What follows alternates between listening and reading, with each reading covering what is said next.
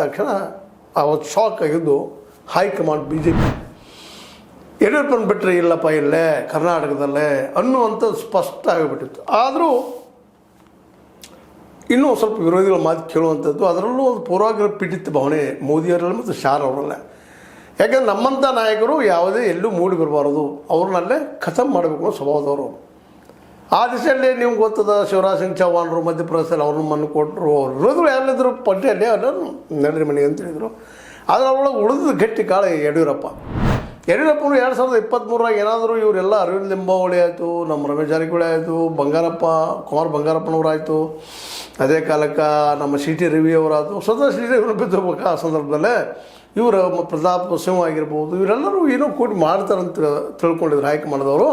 ಅದು ಏನಾಯ್ತಪ್ಪ ರಿಸಲ್ಟ್ ಅಂದ್ರೆ ಈ ಕಣ್ಣು ಮುಂದದವ್ರು. ಹೀಗಾಗಿ ಇವತ್ತು ಅನಿವಾರ್ಯವಾಗಿ ಯಡಿಯೂರಪ್ಪನವ್ರಿಗೆ ಮನೆ ಹಾಕುವ ಪ್ರಸಂಗ ಬಂತು. ಅದಕ್ಕೆ ಸಾಕ್ಷಿ 2019 ಚುನಾವಣೆ ಲೋಕಸಭಾ ಚುನಾವಣೆಯಲ್ಲಿ ನಮ್ಮ ಶಕ್ತಿನ ತೋರಿಸಿದ್ರು. 19 ಸೀಟ್ಗಳನ್ನು ತೊಗೊಬೋದು, ಅದಕ್ಕಿಂತ ಹೆಚ್ಚು ದ್ರಾಮತ್ ಬೇರೆ ಬಿ ಜೆ ಪಿಗರು. ಆದರೆ ಆ ಸಂದರ್ಭದಲ್ಲಿ ಗ್ಯಾರಂಟಿ ಮತ್ತು ಇನ್ನುಳಿದ ಕಾರಣದಿಂದ ಕಾಂಗ್ರೆಸ್ ಕರ್ನಾಟಕದಲ್ಲಿ ಅತ್ಯಂತ ಪ್ರಬಲ ಒಂದು ಏನಪ್ಪ ಅಂದ್ರೆ ಪಾರ್ಟಿ ಆಗಿತ್ತು, ಶಕ್ತಿ ಆಗಿತ್ತು. ಅಂಥ ಸಂದರ್ಭದಲ್ಲಿ 19 ಜನ ಎಂ ಪಿಗಳನ್ನ ಆರಿಸ್ತಂದರು. ಆಗ ಸಹೋದರಿಸ್ತು ಯಡಿಯೂರಪ್ಪನ ಬಿಟ್ಟು ಇಲ್ಲ ನಡೆಯೋದಿಲ್ಲಪ್ಪ ಕರ್ನಾಟಕದಲ್ಲೇ. ಹೆಂಗೆ ಗೊತ್ತಲ್ಲ, ಈಗ 2 ಸಲ ಸಿ ಎಮ್ ಆದರೂ ಅವ್ರಿಗೆ ಸ್ವತಂತ್ರ ಬಲದ ತಂದಿಲ್ಲ, ಆದರೂ ಹೆಚ್ಚು ಜನರು ಆಯ್ಕೆ ಮಾಡ್ಕೊಂಬಂದ.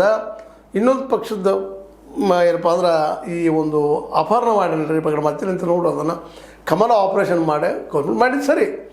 ಹೀಗಾಗಿ ಅಷ್ಟಾದರೂ ಮಾಡಿದ್ರಪ್ಪ ಅವರು. ದಕ್ಷಿಣ ಭಾರತದಲ್ಲೇ ಹೌದು ಒಂದು ಎಂಟ್ರಿ ಆಯಿತು ಬಿ ಜೆ ಪಿ ಅಂತೇಳಿ, ಇವರಿಂದ ಸಾಧ್ಯ ಇಲ್ಲ ಅನ್ನೋದು ಫಿಕ್ಸ್ ಆಯಿತು. ಆದರೂ ಇನ್ನೂ ಬಿಟ್ಟಿರಲಿಲ್ಲ ಇವರು.